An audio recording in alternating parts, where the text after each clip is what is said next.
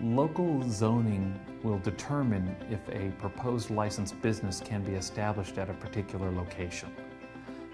Many cities have adopted zoning ordinances that determine where residential uses, commercial uses, manufacturing uses are permitted within their city. Most restaurants, grocery stores, or things are located in commercial zones.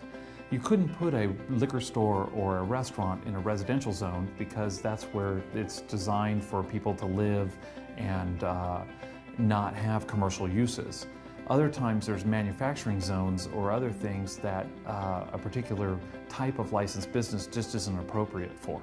So it's really important, again, to check the zoning, and many cities have additional approval processes that you have to go through. Even if your proposed business is in a commercial zone, they will require you to go through a secondary screening process or approval process called a use permit. Often when a client comes to me with a new location, one of the first things I do to assist them is to do a local zoning screen.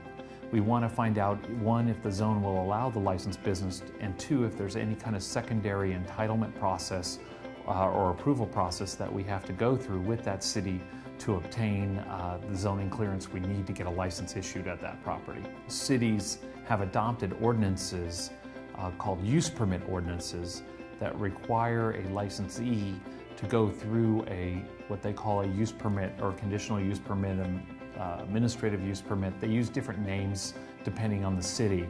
Process, which is a public hearing process, and it's a way of the cities to have flexibility built into their zoning ordinance that allows them to add a second layer of control on a case-by-case basis on a specific location. So this issue is really essential to get your handle on early on in your process so that you can have an expectation of what kind of operating restrictions you might end up with when you're going through a licensing process.